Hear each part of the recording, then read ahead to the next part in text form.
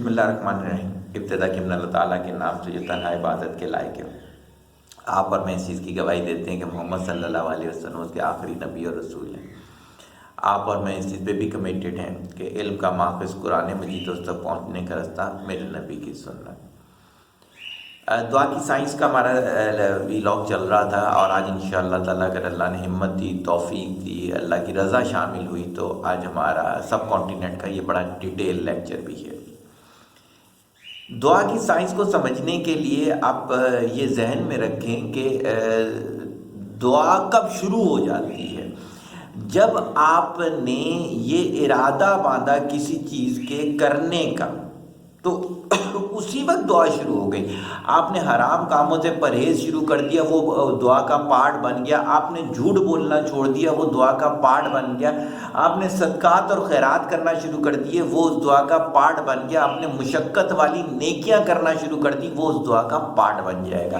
یہ pre request ہو جاتے ہیں اس دعا کے جو کہ آپ کرنے جا رہے ہیں. اس لیے کہ یاد رکھیے گا، جھوٹے کی دعا قبول نہیں ہوگی، شرک کرنے والے کی دعا قبول نہیں ہوگی، والدین کے نافرمان کی دعا قبول نہیں ہوگی. یہ چیزیں جو ہیں یہ آپ کو سمجھنی پڑیں گی. دعا کی قبولیت، دیکھیں دعا کی قبولیت باقاعدہ ایک سائنس ہے جو سمجھنی پڑتی ہے. کہ اگر آپ نے دعا کی کہ آپ کا بچہ جو ہے وہ پڑھنے لگ پڑے اور وہ فیل ہو جائے تو بھائی یہ بھی قبولیت کا ایک پارٹ ہے. اس لیے کہ جب تک وہ فیل نہ ہوتا وہ چیز ریلائز ہی نہ کرتا. آپ نے دعا کی کہ یار کسی کی ہدایت کے لیے دعا کی اور اس کا بہت ہی قریبی شخص جو ہے وہ بہت سیریس بیمار ہو گیا. وجہ کیا ہوگی؟ وہ بیماری سے گزر کر ہدایت کا رستہ جاتا ہوگا. تو بیسیکلی ہمیں یہ چیز سمجھنی پڑے گی کہ دعا ہے کیا. جیسے آج صبح کی میرا سیشن گزر رہا تھا تو اس سیشن میں انہوں نے کہا کہ کامیاب لوگ جو ہوتے ہیں وہ دیندار نہیں ہوتے. میں تھوڑی دیر کے لیے کنفیوز ہو گیا. کہتے نہیں آپ سمجھے نہیں، آج کل جتنے بھی کامیاب لوگ ہیں وہ تو گمراہ ہیں. میں نے کہا یار آپ کی بات مجھے نہیں سمجھ میں آ رہی.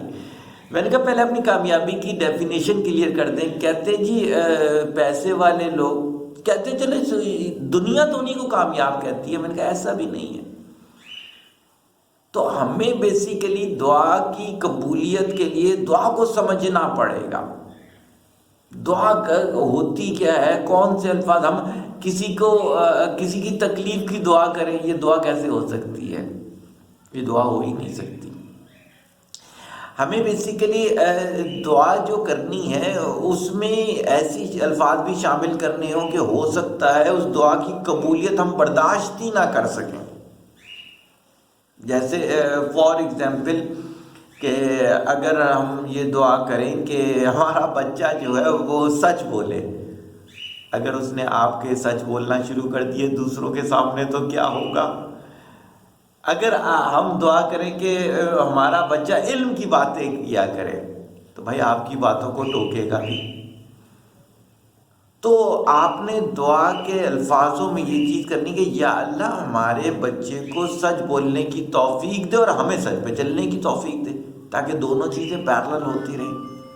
جیسے ایک دفعہ مولانا اشرف علی تھانوی سے ریلیٹڈ یہ واقعہ ہے کہ جب ایک دفعہ ان کے پاس کوئی صاحب آئے اور کہتے ہیں کہ جی بخار ہے، ٹمپریچر ہے، دعا کریں کہ ٹمپریچر نہ ہو. تو انہوں نے دعا کر دی. کچھ عرصے کے بعد ان کا مسل اکڑ گیا. ڈاکٹر نے لاکھ کوشش کی کہ ان کو بخار ایک دفعہ ہو جائے تاکہ مسل ریلیکس ہو جائے، وہ نہیں ہوا. معذرت درمیان میں بریک آ گیا تھا. ایسے ہی چلتا ہے سلسلہ.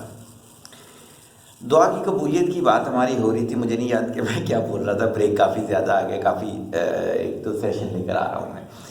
تو دعا کی قبولیت میں جو مجھے سمجھ آیا اس پوری زندگی میں جو میں نے شب و روز گزارے، آپ کوئی بھی دعا کریں، چاہے آپ اپنے بچے کی کامیابی کی دعا کریں، آپ اپنی شادی کی دعا کریں، آپ اپنے کاروبار کی دعا کریں، کوئی بھی دعا کریں، اگر وہ قبول ہو رہی ہوگی تو آپ رب کے قریب ہو رہے ہوں گے.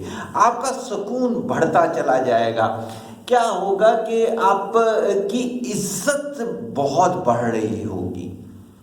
اسی کے بجائے اگر آپ کی جو ہے دعا کے طریقے بہتر نہ ہوں اور دعا کی پری ریکوسٹ پورے نہ ہوں تو آپ دیکھیں گے کہ آپ کی بے سکونی بڑھ رہی ہوگی، آپ حرام کام میں آگے جا رہے ہوں گے، آپ شیطان کے قریب ہوتے چلے جا رہے ہوں گے۔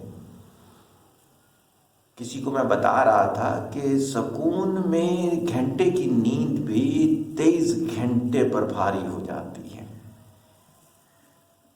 دعا کی قبولیت کا اگر آپ نے سمجھنا ہے تو آپ نہ اپنے الفاظوں سے ہاں ادائیگی ضرور سیکھیں، کسی مینٹور کے ساتھ، کسی علم والے کے ساتھ رہ کر ضرور ادائیگی سیکھیں، لیکن اس کی قبولیت میں نہیں سمجھتا کوئی بتا سکتا، بہت ہی یونیک سائنس ہے یہ۔ اللہ تعالیٰ ایسے ایسے انداز سے قبول کر رہا ہوتا ہے کہ نہ سمجھ میں آنے والا، کہ اگر کسی نے دعا کی کہ یا اللہ بڑھاپے کا سہارا دے دے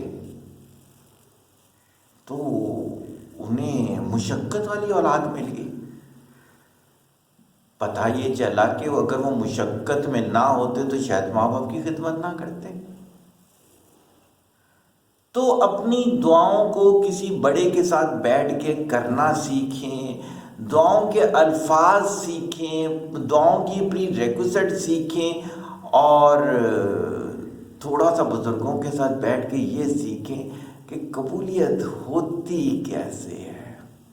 تھوڑی سی سائنس کو سمجھنے کی وہ کوشش کریں، یونیک ہے یہ، عام آدمی نہیں سمجھ سکتا۔ یہ یا تو باپوں کو پتہ ہے یا سائنٹسٹ کو پتہ ہے۔ سائنس اور سائنٹسٹ کے علاوہ میں نہیں سمجھتا کہ کسی اور کو یہ والی چیز آتی ہوگی۔ بقیہ تو صرف شب و روز گزار رہے ہیں۔ کسی نے مجھے پوچھا کہ حلال اور حرام کھانے سے کیا فرق ہوتا ہے؟ میں نے کہا جی حلال کھانے والا 100 سال آگے دیکھ رہا ہوتا ہے، اس کا ویژن اتنا زیادہ ہوتا ہے۔ کہتے ہیں جی حرام کھانے والا، میں نے کہا اس کو اپنے ارد گرد کا نہیں پتہ ہوتا۔ میں نے ایک دفعہ اخبار میں ایک بچی کی کہانی پڑھی کہ وہ بہہ گئی اور جسم فروشی میں مبتلا ہو گئی، تو وہ کہتی ہے کہ جب میں کالج جا رہی ہوتی تھی تو بند سنور کے جاتی تھی، میری ماں کو عقل نہیں تھی، وہ یہ سمجھتی کالج کی لڑکی کو ایسے جانا چاہیے۔ کہیں نہ کہیں حرام ہوگا یار، کہیں نہ کہیں حرام ہوگا۔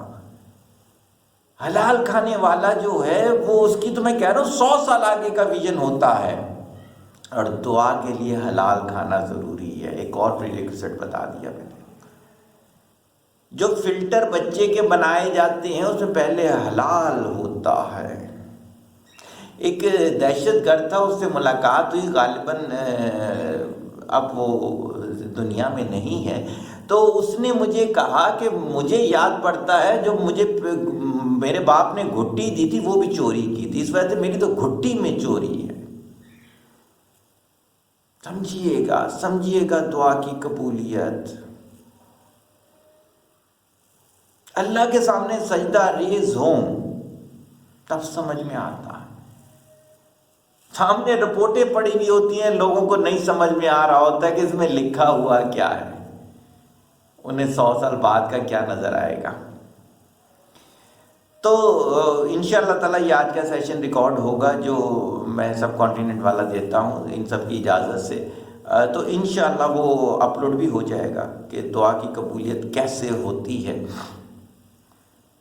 بچہ سوچئے گا، سوال جواب کیجئے گا انشاءاللہ تعالی۔ میں جہاں پر بھی ہوتا ہوں، ٹریولنگ تھوڑی زیادہ کرتا ہوں، لائیو ملاقاتیں کم کرتا ہوں، تو میں جواب دیتا رہتا ہوں، اور میں کوشش کر رہا ہوں میں کسی بھی کیٹل فارم میں اپنا ایک باقاعدہ روم بنانا چاہ رہا ہوں۔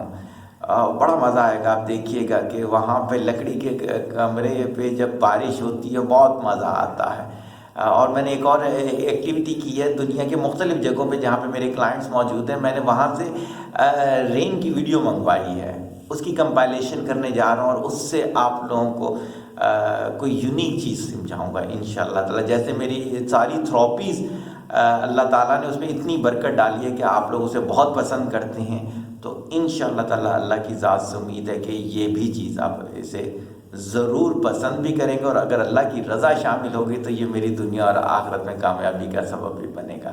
دعا میں یاد رکھیے گا، طالب دعا محتاج دعا۔ السلام علیکم۔